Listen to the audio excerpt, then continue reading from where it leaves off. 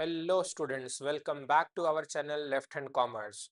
और जैसा कि हम लोगों ने बच्चों के रिक्वायरमेंट के हिसाब से कि सर बोर्ड में किस तरीके से कितना क्या लिखना चाहिए कि नंबर अच्छे आ जाएं, तो हमने उसके लिए लास्ट सीरीज लाई थी बिजनेस स्टडीज के ऊपर। और आज उसी को कंटिन्यू करते जा रहे हैं और हम आज करेंगे इकोनॉमिक्स के बारे में। ठीक है, तो विदाउट वेस्टिंग टाइम मैं आपको बताने जा रहा हूँ कि इकोनॉमिक्स में क्या कितना और कैसे लिखें ताकि आपके मार्क्स बहुत अच्छे हों।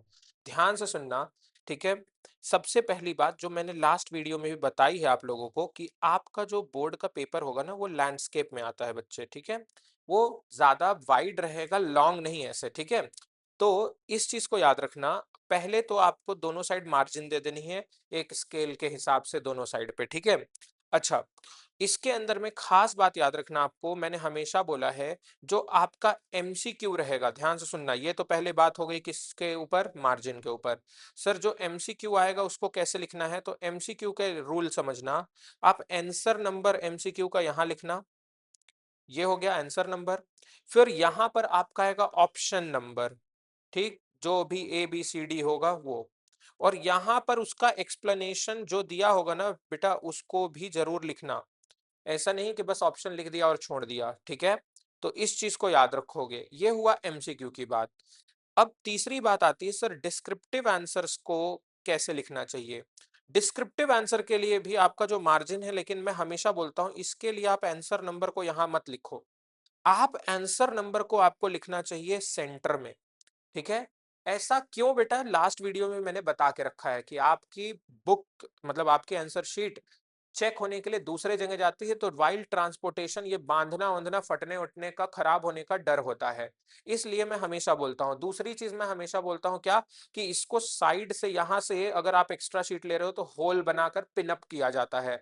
तो पिनअप करने पे कई बार अगर आप आंसर कॉर्नर में लिखे हो ना तो वो एग्जामिनर के नजरों से छूट जाएगा और हो सकता है कि वो उस आंसर को इवेलुएट ना कर पाए, पिछले आंसर से ही जोड़कर उसी में नंबर चढ़ा दे। तो कई बार ऐसा दिक्कत भी होता है, तो ऐसा रिस्क नहीं लेने का। नेक्स्ट बात मैं और जो बोलता हूं कि कोई भी आंसर अगर आपका let suppose half of the page में ही खत्म हो गया या 3/4 ऑफ द पेज, तो जो आपका रिमेनिंग होता है ना, रिमेनिंग पेज को प्लीज आप लिखने का नया आंसर मत ट्राई करो, इसको ऐसे एक स्लैश से कट करके छोड़ दो बस। मतलब इस पेज को आप ब्लैंक ऐसे ही नहीं छोड़ना, एक ऐसे क्रॉस करके छोड़ देना एक लाइन से। ठीक है, तो इस चीज को याद रखना। और हर एक फ्रेश आंसर फ्रेश पेज, मैं हमेशा बोलता हूं क्या, फ्रेश आंसर फ्रेश पेज। बेटा 1700-1800 रुपए बोर्ड को दिए हो तो कम से कम कहीं तो वसूलोगे, तो यहीं वसूलो। ठीक है, तो अच्छे से क्लियर कट करके लिखो, हर आंसर को एक नए पेज से लिखो। ठीक है, हाँ लेकिन ऐसा नहीं है कि एक आंसर 4 लाइन में है, खैर 4 लाइन में होना भी नहीं चाहिए, लेकिन 4 लाइन में है तब नया पेज लेने का बेवकूफी नहीं करना। बट ऐसा कोई आंसर होगा नहीं, क्योंकि मैं अभी वर्ड लिमिट आपको बताऊंगा तो समझ में आ ही जाएगा। इतनी बात समझ में आई आपको। तो सर हाउ टू राइट, ठीक है बताया मैंने। Sir how much to write, quantity कितनी हो, तो देखो इसको मैं दो पार्ट में आपको पहले स्प्लिट कर दूं। एक है मैक्रो का पार्ट और एक है इंडियन इकोनॉमी डेवलपमेंट का पार्ट। बेटा Indian economy development just like business studies समझो। ठीक है, इसमें मैं बोलता हूं आपका जो 1 मार्क्स का तो आप समझी गए, वन अब 3 मार्क्स 4 मार्क्स और 6 मार्क्स के क्वेश्चन में कितना लिखे। तो इंडियन इकोनॉमी में जस्ट बिजनेस का 3/4 पेज तक लिखना मिनिमम, और मैक्सिमम 1/4 पेज ही लेके जाना बेटा, नॉट इवन 1.5 पेज। सर ऐसा क्यों, आपको बताते हैं अभी, देखो 2 मिनट बस। मिनिमम इसमें होगा आपका 1/4 पेज से लेकर मैक्सिमम आपका जो जाना चाहिए बेटा वो 2 पेज जाना चाहिए, इसके ऊपर नहीं। और ये है आपका मिनिमम 1.5 पेज से लेकर मैक्सिमम 2 पेज जाना चाहिए। ये मिनिमम और मैक्सिमम, मिनिमम अगर आप किए तो बोर्ड का जो वर्ड लिमिट है ना, वर्ड्स में आप काउंट करके नहीं बैठ सकते, मैं काउंट कर लिया आपके लिए और बता दिया कि वो मिनिमम और मैक्सिमम कितना रेंज पर जाता है, पेज को कितना भरने पर वो वर्ड पूरे होते हैं। तो वही मैं बोल रहा हूं आपको कि अगर मिनिमम से नीचे आप गए तो आपकी वर्ड लिमिट टूटेगी, और मैक्सिमम के ऊपर भी वर्ड लिमिट तो टूट रही है लेकिन आपको नंबर फुल मिल जाएंगे, बट दूसरे आंसर के लिए आपको टाइम कम पड़ जाएगा बेटा। इसलिए बहुत जरूरी है इन वर्ड लिमिट्स को फॉलो करना। अगर आप इसको वर्ड लिमिट को नहीं फॉलो करते हो बेटा तो आपको दिक्कत हो जाएगी। तो प्लीज आप समझना इसको स्ट्रिक्ट गाइडेंस पे, ठीक है। अच्छा सर ये तो आपने बता दिया। दूसरी बात मैं बोलता हूं कोई भी थियरी को बेटा अवॉइड पैराग्राफ में लिखना, यूज बुलेट्स, पॉइंट्स में लिखो बेटा, बुलेट्स में लिखो, ठीक है। आपको हमेशा मैं बोलता हूं कि आप क्या करो, बुलेट्स में लिखो, पॉइंट्स में लिखो, ठीक है। बुलेट्स में लिखो, पॉइंट्स में। आप पैराग्राफ में मत लिखो, हिस्ट्री जैसा बन जाता है, एग्जामिनर भी बोर हो सकता है भाई। वो भी नंबर हर जगह आधा नंबर उड़ा देगा, 1/4 उड़ा देगा। लेकिन बुलेट में रहेगा each point will be evaluated and उसके अकॉर्डिंग आपको मार्क्स मिल जाते हैं। इसलिए मैं हमेशा बोलता हूं किसमें, बुलेट में करने के लिए बेटा। इतना बात समझ में आया। तो ये चीज। अच्छा, for Indian economy only use charts, not diagrams but charts. आप डायग्राम चाह के भी नहीं बना पाओगे, चार्ट्स का यूज करो बेटा, ठीक है।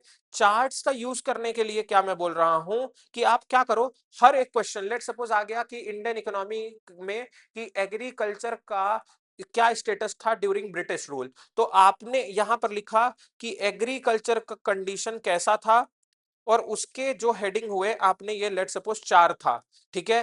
कि भाई उस समय जमींदारी सिस्टम का चलता था हमारा, ठीक है। उस समय कमर्शलाइजेशन ऑफ क्रॉप होता था, उस वक्त उन्होंने कोई भी इन्वेस्टमेंट नहीं किए थे, उस वक्त वो लोग ट्रेडिशनल वाले पर करते थे जिसकी वजह से प्रोडक्टिविटी उनकी कम थी। ये आपने हेडर डाल दिया ऐसे, आप ऐसे बॉक्स में कर दिए। इनके कीवर्ड्स को यहां लिख दो, सबके कीवर्ड्स, सबके कीवर्ड्स, एक एक दो दो वर्ड को यहां लिख दो। नहीं भी लिखते हो चल जाएगा। फिर क्या करो, एक पॉइंट उठाओ, जैसे लेट सपोज ये उठाया आपने, जमींदारी सिस्टम उठाई, जमींदारी सिस्टम को ऐसे बुलेट में समझाओ। फिर कमर्शलाइजेशन ऑफ क्रॉप उठाया, उसको ऐसे बुलेट में समझाओ। तो आप इस तरीके से प्रेजेंटेशन करोगे तो बेटा एक तो देखो आपने क्या किया, थोड़ा पेज भी भर दिया, ये चार्ट की वजह से पेज भी भरा, थोड़ा नीट एंड क्लीन भी दिख रहा है, और प्रेजेंटेबल लग रहा है आंसर। आपने फालतू का नहीं भरा, स्ट्रैटेजिकली कंसेप्ट के हिसाब से आपने चीजों को भरा, ठीक है। और फिर आपने एक्सप्लेन कर दिया, तो आपका आंसर थोड़ा क्वांटिटी वाइज भी दिखेगा और क्वालिटी वाइज भी दिखेगा, तब जाके आपको नंबर बहुत अच्छे आएंगे। तो इस चीज को आप याद रखोगे, इस तरीके से आपको प्रेजेंट करना है इंडियन इकोनॉमी के चीजों को, ठीक है। इंडियन इकोनॉमी के अंदर में बेटा मैं हमेशा आप लोगों को बोलता हूं, ठीक है, इंडियन इकोनॉमी के अंदर में गड़बड़ क्या हो जाती है, आंसर को अप्रोच कैसे करना चाहिए सर। क्योंकि हमें ना सबसे पहले सर टॉपिक ही नहीं आइडेंटिफाई हो पाता, टॉपिक खोजना ही सबसे डिफिकल्ट है कि सर कौन से टॉपिक से आया तब तो हम प्रेजेंट करें। बेटा इसके लिए मैं हमेशा आपको बोलता हूं, क्वेश्चन की रिक्वायरमेंट पर ध्यान दो।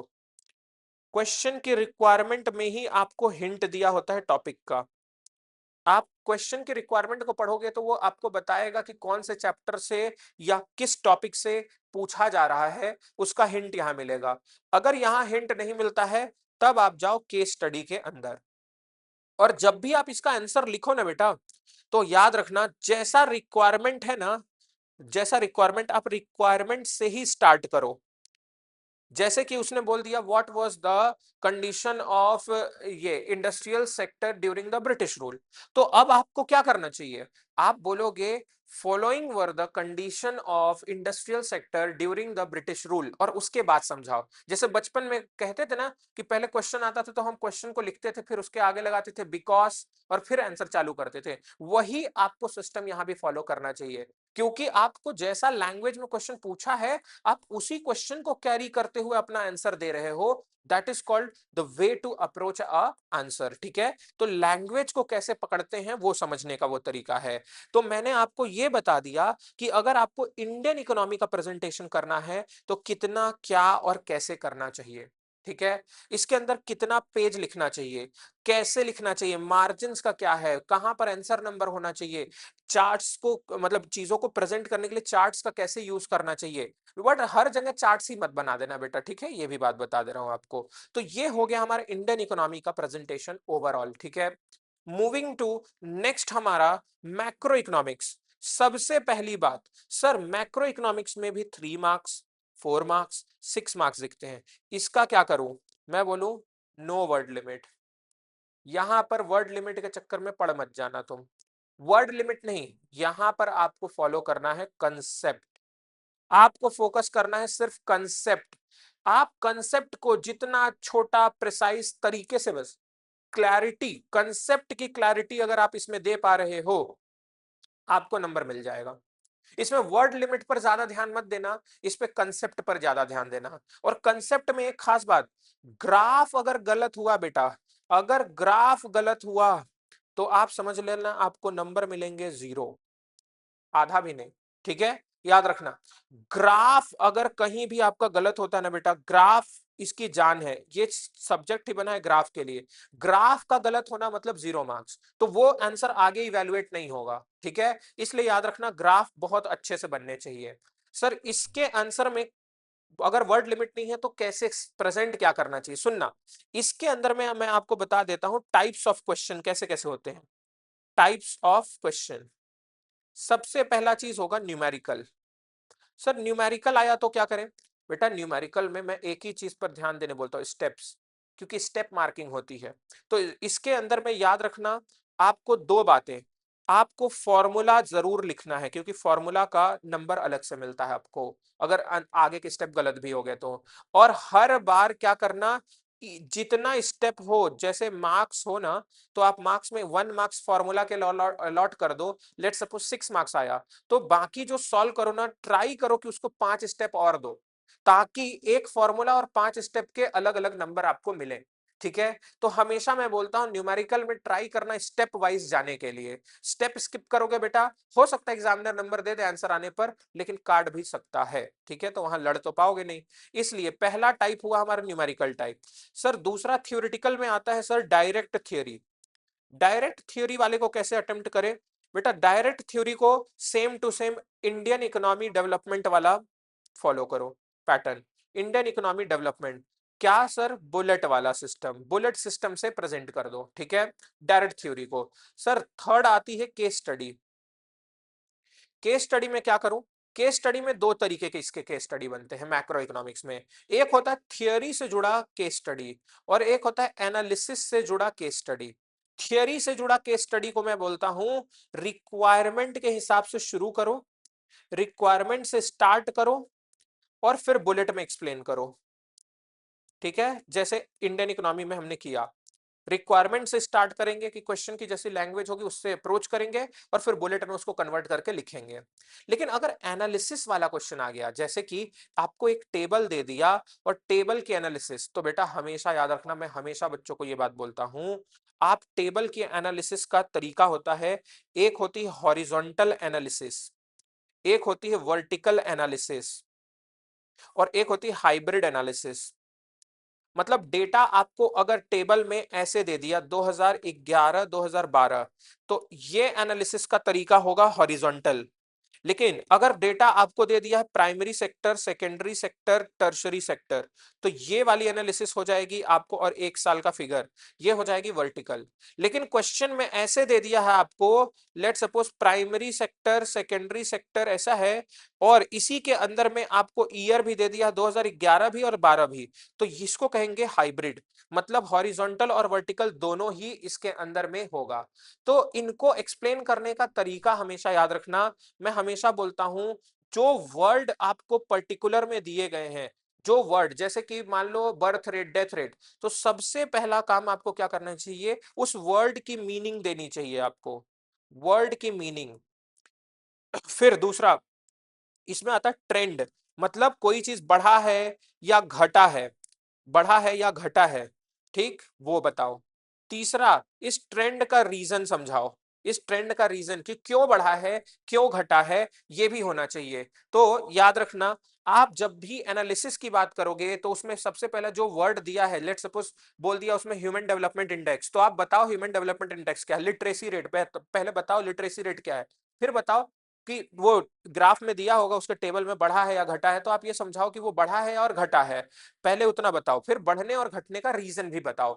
ये मेन चीज होती है एनालिसिस को करने के लिए। ठीक है, तो एग्जाम में 6 से 10 नंबर का ये एनालिसिस का पार्ट हर बार मैक्रो और इंडियन को मिलाकर दे दिया जाता है। ठीक है, इवन ये इंडियन में भी एनालिसिस रहेगी तो सेम तरीके से रहेगा आपका। ठीक है, तो याद रखना एनालिसिस को कैसे करते हैं, थियरी को कैसे करते हैं, न्यूमेरिकल को कैसे प्रेजेंट करते हैं, एक एक टिप्स आपको मैं बता के रख रहा हूं। इंडियन इकोनॉमी के अंदर में वर्ड लिमिट को फॉलो किया जाता है और प्रेजेंटेशन कितना कैसे करना है वो बताया। मैक्रो इकोनॉमिक्स में वर्ड लिमिट के चक्कर में पड़ मत जाना, कभी भी उसके वर्ड को नहीं मैच करा पाओगे आप।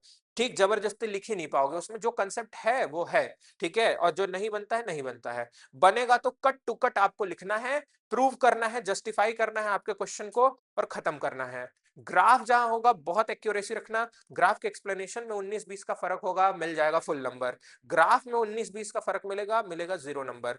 तो इसलिए ग्राफ पे फोकस रखना, ठीक है? फिर मैंने आपको बता दिया टेबल की एनालिसिस कैसे करनी है।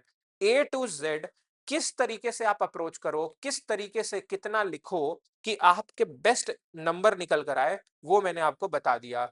तो आज की वीडियो में इतना ही करते हैं, बाकी नेक्स्ट क्लास में हम लोग ये भी देखेंगे कि अकाउंट्स का प्रेजेंटेशन में क्या बात होनी चाहिए, उसकी मार्किंग कैसे मिलती है, ठीक है? इसमें याद रखना हमेशा, जैसे मैंने आपको बिजनेस का बताया, half of the marks is for your identification, मतलब हेडिंग, और half marks is for explanation, उस चीज के एक्सप्लेनेशन के ऊपर। जैसे इसके अंदर में मैं वही बोला कि हाफ मार्क्स आपको ये हेडिंग खोजने के मिले और हाफ मार्क्स उसके मिलेंगे एक्सप्लेनेशन में, ठीक है? तो हाफ मार्क्स में सर 3 बुलेट पॉइंट लिखना बहुत ज्यादा नहीं हो जाएगा बेटा? अगर आप 3 बुलेट से कम लिखोगे ना, एक दो ऐसे टॉपिक हो सकते हैं जिसमें आपको उतना ना मिले, लेकिन अगर इससे कम बाकी टॉपिक में लिखोगे, आपका वर्ड लिमिट ही टूट जाएगा और आपके आधे नंबर, 3/4 नंबर, 1 मार्क्स ऐसे कर करके कटते जाएगा और आपका सब्सिक्वेंटली ओवरऑल जो रिजल्ट होकर आएगा मार्क्स कटने के बाद, काफी लो हो जाएगा। इसलिए इसको स्ट्रिक्ट फॉलो करना। पूरी एनालिसिस के बाद मैंने ये बनाया है ताकि आप लोग अच्छे से कर पाओ, ठीक है? तो आज के लिए इतना ही, मिलते हैं नेक्स्ट वीडियो में। Till then take care, bye bye.